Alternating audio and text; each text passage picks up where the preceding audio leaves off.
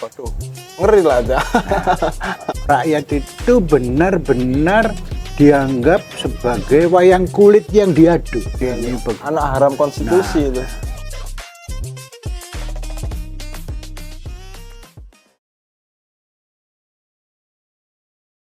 Assalamualaikum warahmatullahi wabarakatuh, sahabat Berita Jatim dimanapun kalian berada. Kali ini adalah spesial karena rasa-rasa teman kedatangan orang tamu penting, tokoh yang bersejarah, saksi untuk perjalanan terutama untuk jurnalistik ya. Beliau sudah pernah melintang ya, jurnalistik, budayawan, pokoknya lengkap lah. Ini dia Cak Anies Muhammad Anies. Assalamualaikum. Waalaikumsalam. Aku tutup kesan. Kabarnya pribadi Mas. Ini lagi sebuah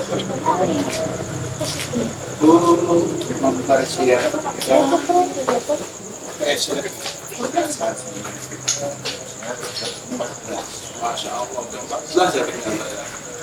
Luar biasa. Sebelum ke PSLI sampai PSSI, PSLI. Mas Andi kan dikenal sebagai tokoh pers ya Bukan tokoh, tokoh lah, jurnalis gitu. tokoh pers di Indonesia. Salah satu deklarator ya di Sirna kali dulu. Haji. Waktu itu ada peristiwa penting ketika Presiden Soeharto membredel 3 media besar. Ada Tempo, Editor, dan Detik. Beliau kebetulan di Detik punya Eros Jarot ya, Bung Eros Jarot. Bisa diceritakan ya flashback yang tempo hari, pengalaman jenengan pada saat era itulah. Ya, itu tahun 94 ya. 94 itu pemerintah rezim membredel 3 media. Banyak spekulasi sebenarnya bahwa apa yang menyebabkan rezim membredel itu. Antara lain ada media, dari 3 media itu ada yang disebut membongkar penjualan kapal Jerman, Kapal perang itu kapal perang. Kemudian ada yang karena membongkar perusahaan milik konglomerat waktu itu. Tapi sebenarnya kalau menurut saya bukan itu, tapi itu adalah tahapan-tahapan ketika Presiden Soeharto itu membatasi gerak-gerik politikus yang ketika itu mulai muncul ke permukaan, antara lain Ibu Megawati, kemudian Sekjen Matauri Abdul Jalil, kemudian Gus Dur, kemudian Marsilam. Jadi ada yang muncul. Nah, kemudian dilakukanlah pembredelan itu, dan setelah pembredelan benar P3 digembosin. Sebelumnya kan media inilah yang menjadikan Megawati sebagai kekuatan baru. Dengan media-media sepakat mengangkat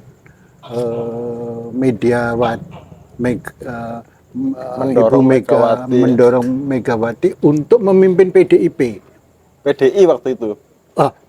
PDI. Ya. Dan kalau ini tidak dibredel, maka muktamar P3 akan menjadikan Matauri Abdul Jalil sebagai ketua umum. Kalau PDI dipimpin Megawati, kemudian P3 dipimpin Matauri Abdul Jalil, almarhum ya. Itu kekuatan perlawannya Soeharto menjadi besar secara politik ya. Itu makanya dibredel semua, tapi secara diam-diam kemudian P3 digembosin dan Buya Ismail muncul sebagai ketua umum itu pilihan Soeharto. Masa dengan didukung oleh media kalau tidak dibredel akan menjadikan Matori Abdul Jalil sebagai ketua P3. Waktu itu era Mega Bintang itu ya. Era Mega Bintang itu Setelah ya setelah ini ya, setelah 98. Oh, terus setelah 19. Oh. Berarti akumulasi itu ya tadi. Ya sebentar. Kenapa ketika ingin memberangus tokoh-tokoh perlawanan saat itu, kenapa yang dikorbankan media? Apa sebetulnya pertimbangan? Apakah itu cuma shock terapi? Ada kekuatan baru pada media ketika itu. Termasuk Detik di mana saya bekerja. Itu kekuatan baru yang contohnya yang dijadikan acuan adalah KLB di Surabaya, Kongres Luar Biasa PDI, Partai Demokrasi Indonesia di Surabaya bulan Desember 93. Itu contoh bahwa bagaimana media dengan bersinergi dengan sinergam mengangkat, memunculkan Megawati yang secara de facto waktu itu. De jure-nya belum. De jure-nya masih Suryadi waktu itu. Masih belum disepakati. Oh, KLB gitu. PDI kan Suryadi sudah lewat. Suryadi sudah kena hukum Soeharto. Oh ya. Soeharto tidak menghendaki Suryadi memimpin PDI lagi karena dia dianggap berdosa karena membiarkan PDI memperoleh suara di atas 20%. Jatahnya 14%. Oh, harus di bawah 20%. Tapi dengan Megawati ikut kampanye, maka PDI menaik yang mengkhawatirkan bagi Soeharto. Maka PDI digoncang di Kongres PDI di Medan. Suryadi diturunkan. Ya. Tetapi di luar dugaan, dengan diturunkannya Suryadi, malah Megawati yang naik, yang moncer.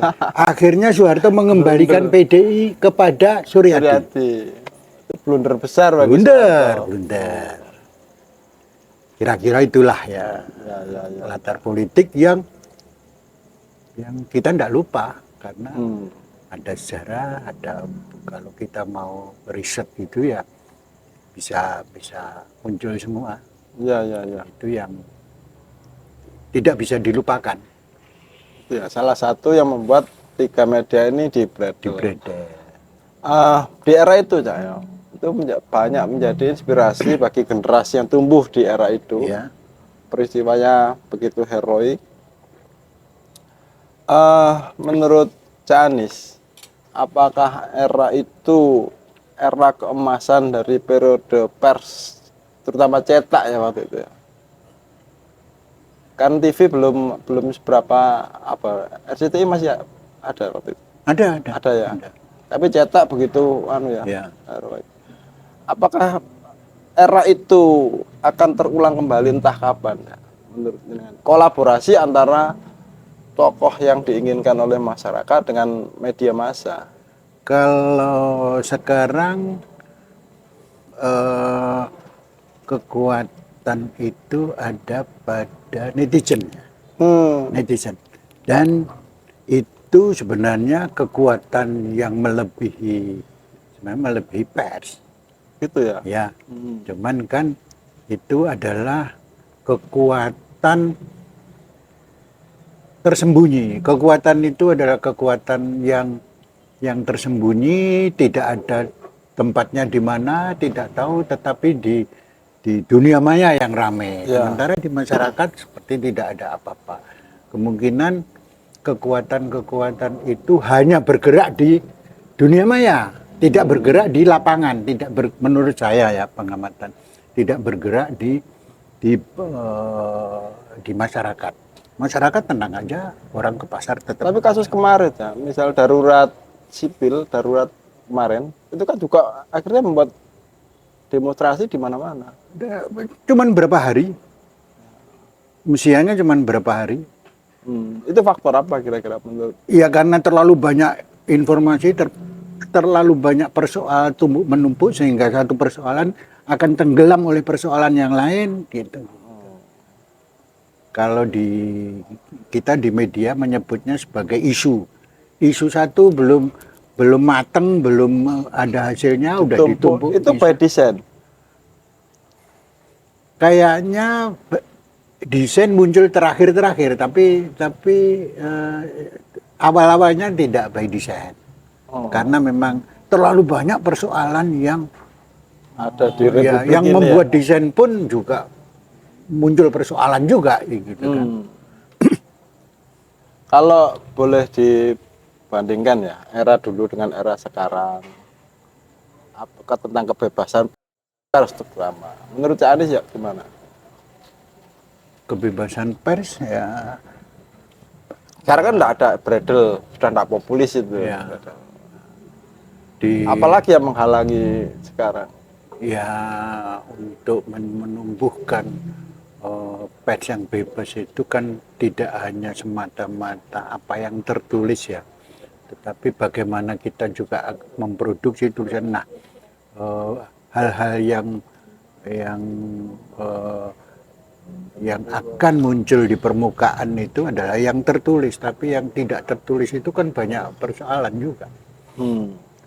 Sekarang modelnya kan beda, modelnya kita dilaporkan polisi dan yang melaporkan itu bukan yang melaporkan atau menindak itu bukan aparat. Kalau dulu head to head ya, Head to head, rakyat dengan negara. Kelihatan, nampak. Kalau sekarang kan kita tidak tahu karena rezim saya sebut rezim tidak ada bedanya dengan yang dulu. Rezim juga memanfaatkan masyarakat juga. Ya.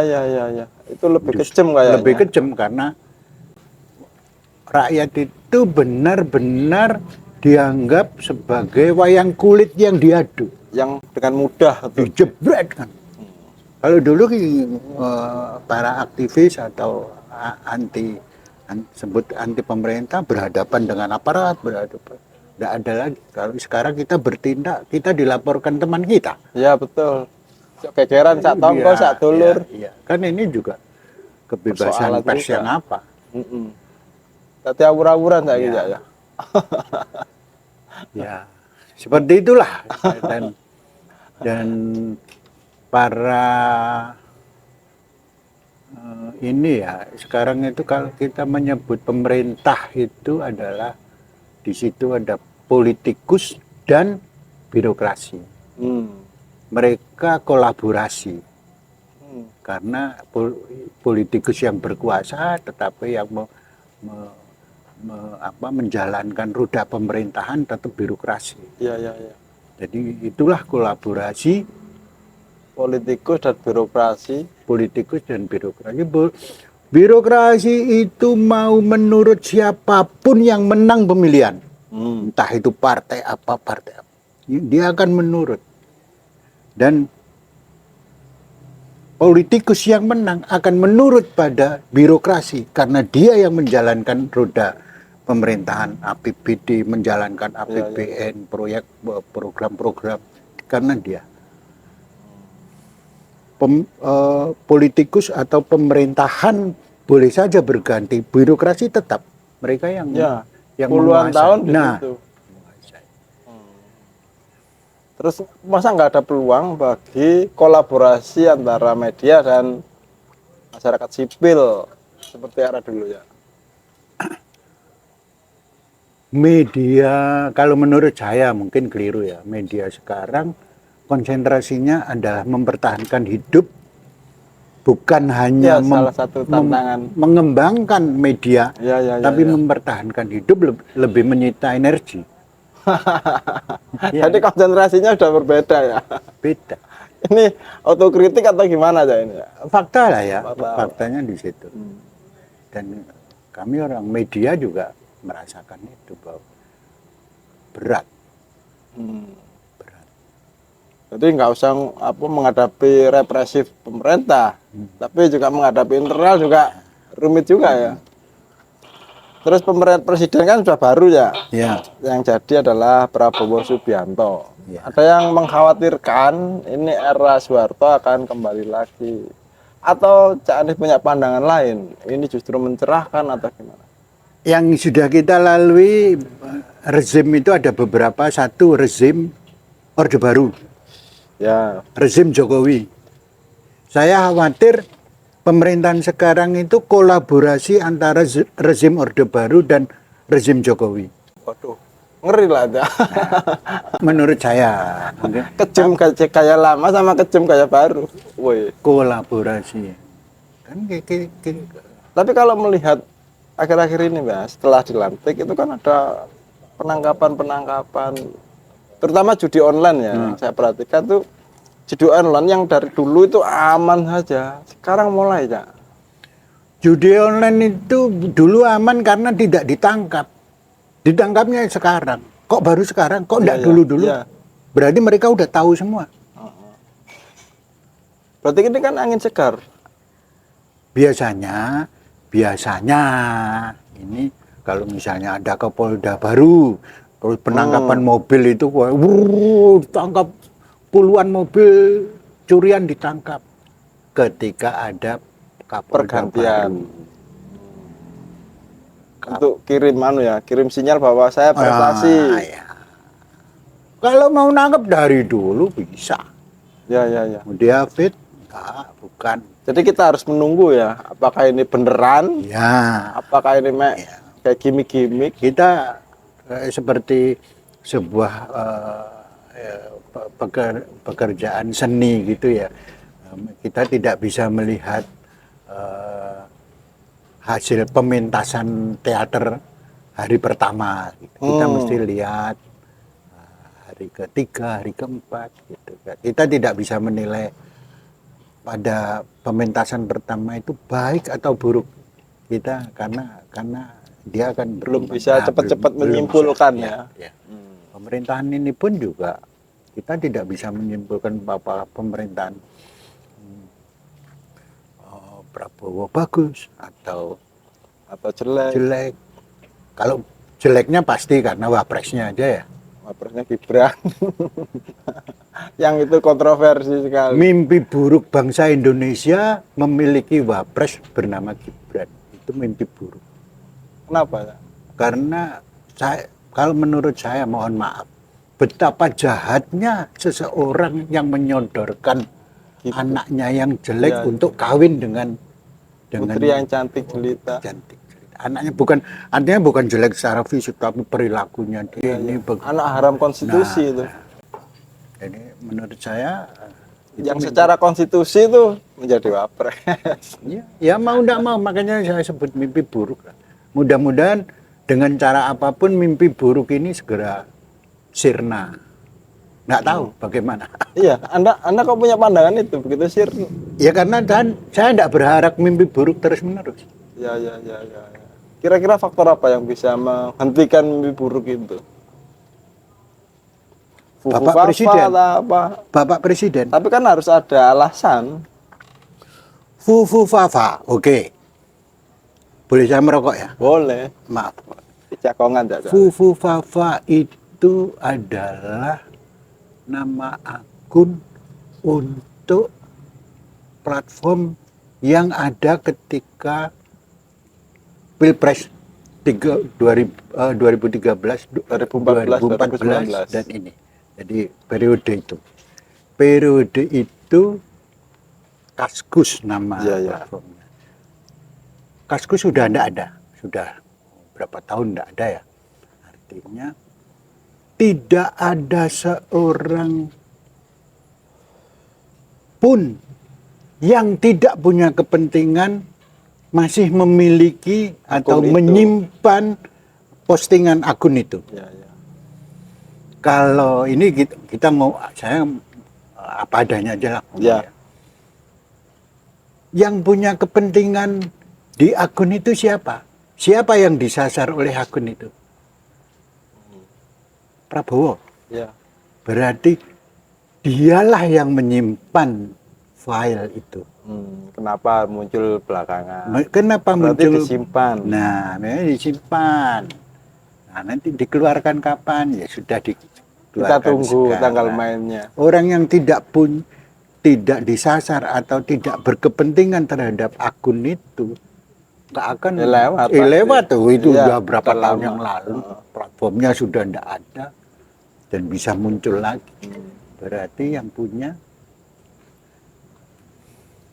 yang menyimpan dan sekarang mengeluarkan adalah orang Dan yang Prabowo punya kemampuan itu. intelijen punya. Iya.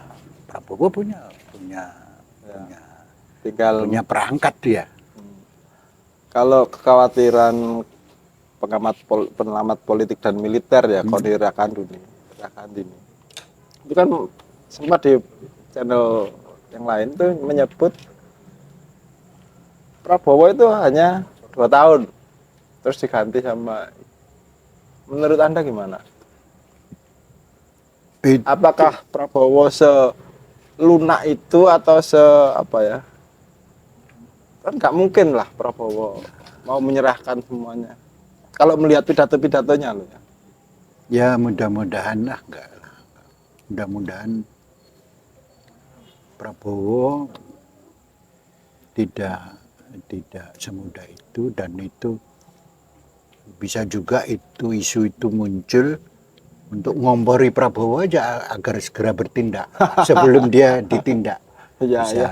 Bisa itu cuma gimmick aja. Ya, kita tunggu ya Prabowo untuk bertindak. Kita tunggu aja bagaimana Prabowo memilih para pembantunya itu seperti kena apa kok terlalu mudah gitu ya.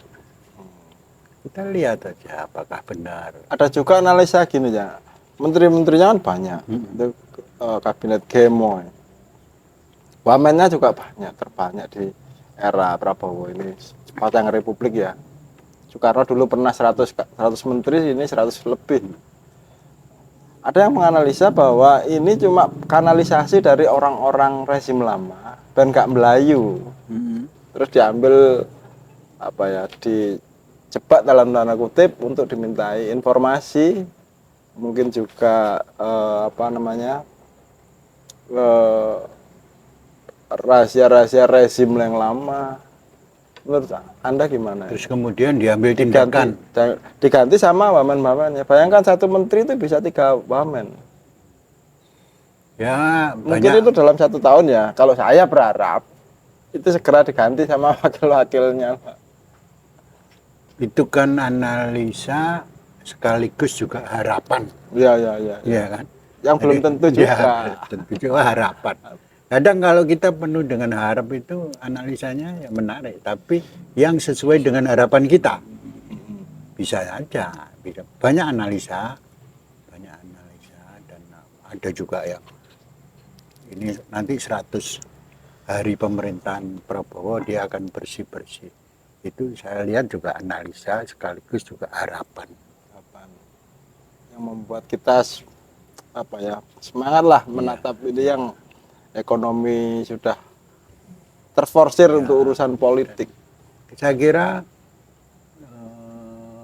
banyak juga yang analisa-analisa yang bagaimana mantan presiden periode lalu Pak Jokowi nantinya bagaimana, apakah masih menyusun kekuatan, apakah masih menyimpan kekuatan. Saya kira itu analisa-analisa yang wajar saja dan kita ikuti, dan kita punya analisa sendiri ya.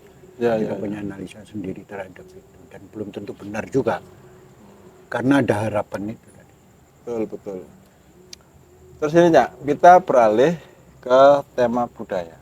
Nah, Panjenengan itu kan di samping tokoh jurnalistik, tokoh pers, juga dikenal sebagai budayawan. Enggak juga. Yang bisa, iyalah, kan itu pengakuan dari luar.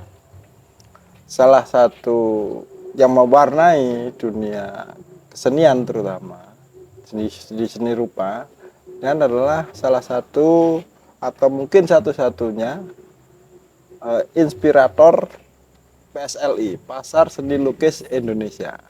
Nah, itu tolong dijelaskan ya. Soal kenapa Anda mengambil jalur itu, terus kenapa harus pasar? Kalau di dunia kesenian di seni pasarnya kan kayaknya ada yang ngomong ini kok degradasi, kok di pasar. Apa sih yang membuat soal PSLI ya, bukan Ya. soal kebudayaannya ya. Soal PSLI-nya memang kami ya, saya bersama teman-teman itu tahun 2008 itu. Tapi gagasan itu sudah muncul 2006. 2006 itu saya bekerja di Jakarta, sehingga saya ke Ancol, lihat ke tim, lihat di Ancol ada jambore tahunan. Dan saya kepingin di Surabaya ada. Surabaya punya, ketika itu Surabaya punya Balai Pemuda. Kalau sekarang kan namanya alun-alun. Jadi mana Balai Pemudanya ganti alun-alun. Nah, ketika itu Balai Pemuda potensi di tengah kota dan ini heritage. Kemudian di situ hanya dibuat pameran mebel. Oh, waktu itu ya. Tapi waktu itu kan belum diproklamirkan Belum. sebagai alun-alun. Belum, alun-alun kan baru barusan. 2022. Nah, pengen ada event tahunan yang di Surabaya tapi skala nasional. Makanya Karena sejarahnya Balai Pemuda itu untuk karya ya, Iya. bukan untuk apa ya, pameran produk-produk tertentu. bukan. Jadi itu kesenian. Kalau Iya, sejak iya. tahun 70 itu kan dapur kesenian di Surabaya itu ya Balai Pemuda. Iya, jantungnya di situ. Jantung. Kalau di Jakarta Taman Ismail Marzuki ya. Ya. Nah, itu akhirnya buat dan saya pengen punya event yang secara nasional, tapi dari Surabaya. Makanya kita namakan Pasar Seni Lukis Indonesia. Kan Pasar Seni Lukis itu ada 3 kata ya, 3. Pasar Seni Lukis Indonesia. Ya. Kenapa pasar? Banyak pelukis terutama itu yang agak-agak alergi dengan istilah Pasar. yang bahasa Indonesia, terutama pasar. Lebih namanya ganti jambore aja atau festival atau apa. Padahal Itu sempat terjadi perdebatan ya. perdebatan itu di luar, tapi keputusan tetap di saya ya, tetap penolakan banyak awal-awal itu. Alergi terhadap nama pasar karena pasar itu dianggap ya murah. Kalau sekarang orang ngomong ke mall nggak akan ke pasar. Tapi bagi saya inilah justru orang pelukis mungkin nggak tertarik terhadap pasar, nama pasar. Tetapi orang masyarakat justru akan tertarik pada nama pasar. Ya, setuju. Jadi saya lebih memperhitungkan calon konsumen yang dia di pasar bisa membayangkan harganya, bisa tawar-menawar, bentuknya, formatnya, alirannya, ukurannya, bisa macam-macam. Di pasar kan banyak dagangan itu. Nah, di Pasar Seni Lukis juga banyak ini ya banyak pilihan dari masyarakat, oleh masyarakat, memperoleh banyak pilihan. Itu adanya di pasar. Saya tetap menggunakan nama Pasar Seni Lukis. Kenapa seni lukis? Karena di situ hanya seni lukis. Tidak ada kerajinan, tidak ada patung, tidak ada sablon, nggak ada. Hanya seni lukis. Dan itu masuk dalam persyaratan Indonesia. Kenapa nggak Surabaya? Karena Indonesia ini memang skalanya dicita-citakan sebagai yang besar. Ya, yang terus. Dan saya ketika membuat pertama, saya ingin membuat kedua karena dari kegiatan yang pertama itu nampak kekurangan-kekurangan, kelemahan-kelemahan yang kalau saya buat kedua, maka saya jamin akan Lebih baik. lebih baik karena kekurangan-kekurangan kita tahu. Bisa menjadi bahan evaluasi lah. Evaluasi. Ketiga juga gitu. Dari kedua ini ada kekurangan-kekurangan pasti. Nah, kita perbaiki tiap tahun. Untuk istilah pasar, jadi saya jadi teringat ya. Dulu itu rumah kalau nggak ada lukisannya itu kurang lengkap. Ya, tak? Tapi sekarang nggak ada sepertinya terpisah antara orang awam dan seniman itu. Padahal dulu kan kesenian itu menjadi satu kesatuan. Ya itu Apakah Anda ingin mendobrak itu, mengembalikan ke selera artinya, cuman kenapa pertanyaan jawabannya adalah orang sekarang lebih senang memasang foto. Salaman dengan pejabat, ya, foto waktu naik haji misalnya. Dulu gede-gede. Tapi dulu juga ada gitu ya. Tapi masih ada lukisannya. Jadi selera orang lebih baik dulu memang. Gitu ya. Tapi memang lukisan itu kan imajinasi ya, dan karya seni, dan karya seni ada di dalam sebuah rumah itu menunjukkan kelas dari pemiliknya. Semoga itu menjadi kebutuhan seperti yang dulu ya. Memang lukisan bukan barang primer, bahkan sekunder pun bukan. Tapi mudah-mudahan akan lebih ini lagi. Cuman kan persoalannya daya perekonomiannya, karena lukisan itu bukan kebutuhan utama, mungkin kebutuhan ke-12, ke-13, sehingga sementara Maaf, bisa lebih keras ya lebih ya begitulah. Jadi bukan daya beli untuk kebutuhan penting, yang tidak penting tidak masuk dalam target untuk pembelian. Mudah-mudahan kalau seni lukis ada hubungannya dengan tingkat perekonomian. Mudah-mudahan aja ini bagus sehingga karya lukis lebih diapresiasi lah oleh masyarakat semua. Gitu. Tahun ini sebentar lagi ya akan ada pembukaan PSLI yang ke-14. 14. Ya. Berarti 14 tahun lebih. Kapan itu ya? Hari Jumat. Tanggal 8 sampai 17 November. 8 sampai 10 hari. 10 hari di Jatim Expo. Jatim Expo. Ya. Rencana mudah-mudahan tidak ada halangan dibuka oleh Pak PJ Gubernur Jatim, Pak Adi Karyono. Mudah-mudahan.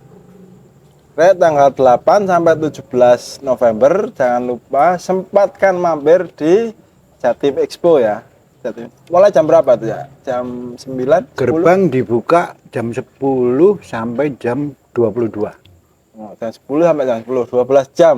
Anda bisa menyempatkan waktu-waktu luang Anda untuk datang ke Pasar Seni Lukis Indonesia. Bisa bertemu dengan pelukisnya langsung. Itu yang penting. Karena pelukisnya banyak yang dari luar kota ya tidur di situ malam kan. Gratis aja masuknya. Gratis. Anda bisa bertemu langsung dengan pelukisnya, dengan senimannya. Anda bisa berdiskusi, sharing atau apapun yang pengen tahu tentang dunia kesenian bisa langsung di situ ya. Itu diikuti oleh berapa seniman? Kita buat 130 booth ya, 130 stand. Itu jumlah pelukisnya 225, 230 karena banyak stand yang diisi oleh berapa kelompok. Oh ya.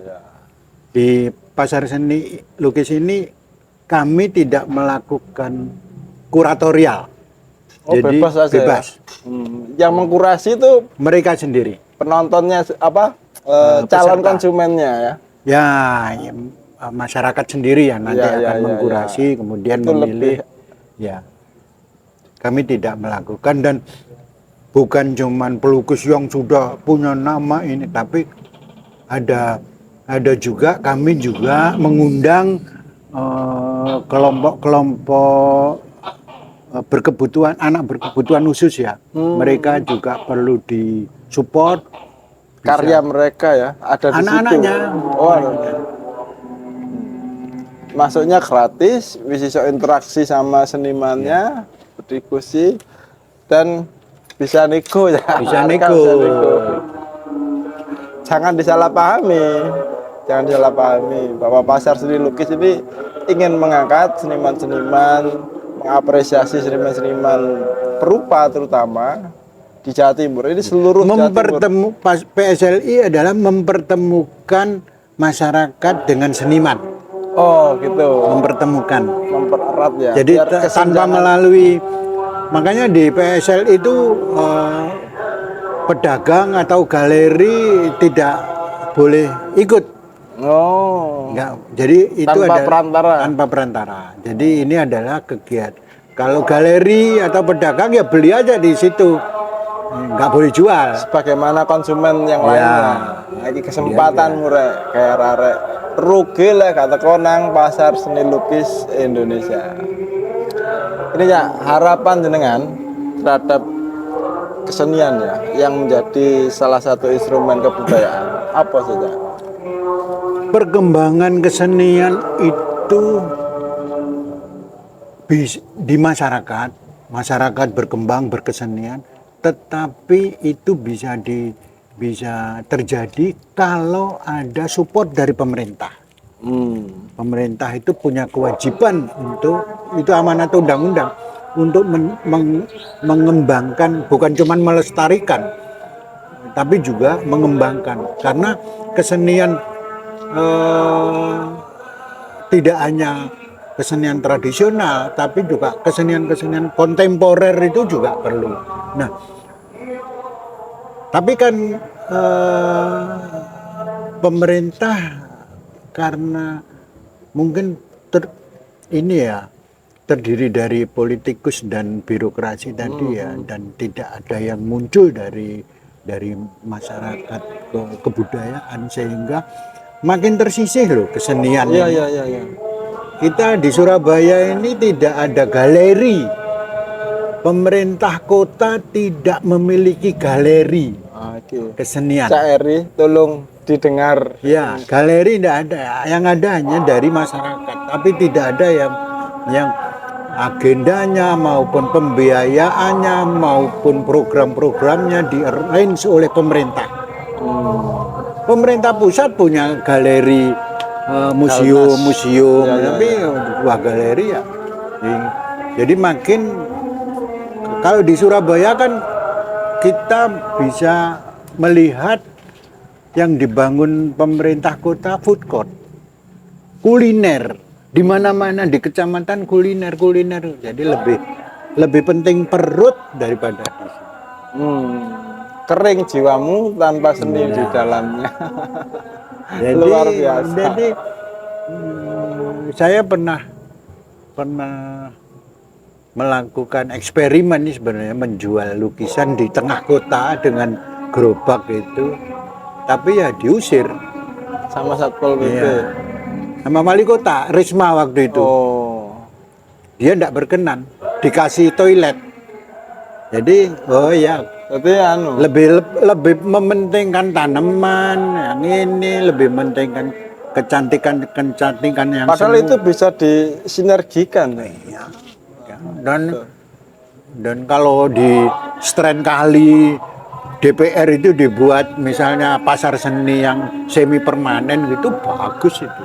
Kita enggak punya. Surabaya kalau di mana-mana kuliner semua. Tapi kan nggak salah juga ya dengan pembangunan sentra-sentra kuliner di banyak tempat. Cuma mungkin metodenya yang diubah.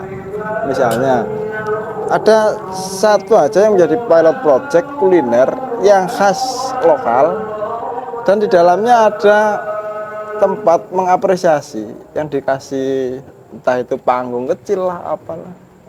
Itu kan sebetulnya cara saja yang itu mungkin belum dilihat oleh pemerintah kota. Bisa saja. Misalnya gini, kalau kesenian kesenian dianggapnya nyanyi sudah kesenian.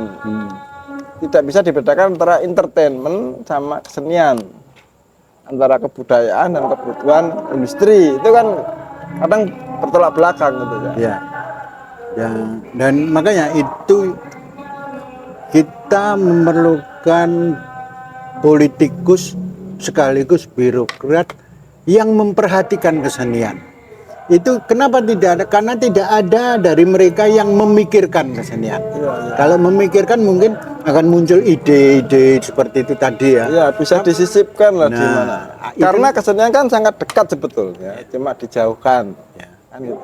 Ide ada tidak ada. Apalagi anggaran Ide aja tidak ada. Jadi kering. gitu ya. Janji-janji tok kering. Ah, rungokno ya. Mbok sapa sing pengen ngrungokno iki. Kita mendapat apa ya? Titipan lah dari Cak Anies, tokoh pers nasional budaya. Di media aja lah. Di media tidak ada rubrik kesenian. Tulisan-tulisan kesenian kalah dengan tulisan-tulisan politik. Nggak laku katanya Cak. Nah, repot kalau itu. Tapi Bagus, tapi kesenian Korea itu laku keras di sini. Iya. Itu yang membuat kita Kebudayaan Korea menjajah kita. Ya begitulah. Nah ini PR bersama. diperlukan perhatian dari pemerintah ya. Apalagi pemerintahan yang baru ini ya. Mungkin memisah tadinya Kementerian Par dan apa ekonomi kreatif sekarang dipisah jadi 3 kementerian. Itu mungkin ya untuk lebih serius mudah-mudahan bukan meskipun itu menghilangkan masalah dengan memunculkan masalah baru ya. Mudah-mudahan ini jadi solusi. Bisa.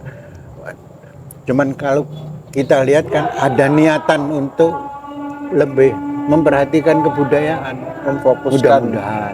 Amin ya Dan- rabbal alamin. Dan secara pribadi kalau pilihan Menteri Kebudayaan ke Pak Fadlizon itu ya mudah-mudahan akan lebih bagus karena menurut saya dengan segala kekurangannya agak tepat lah pemilihan ini karena Fadlizon bukan berlatar belakang kebudayaan. Tapi secara hobi dia ada. Ada hobi, Passionnya. ada passion, Sedikit ada. punya lah. Mudah-mudahan tepat, Amin, amin. bisa juga Harapan nggak kita tepat, semua. bisa juga malah meleset.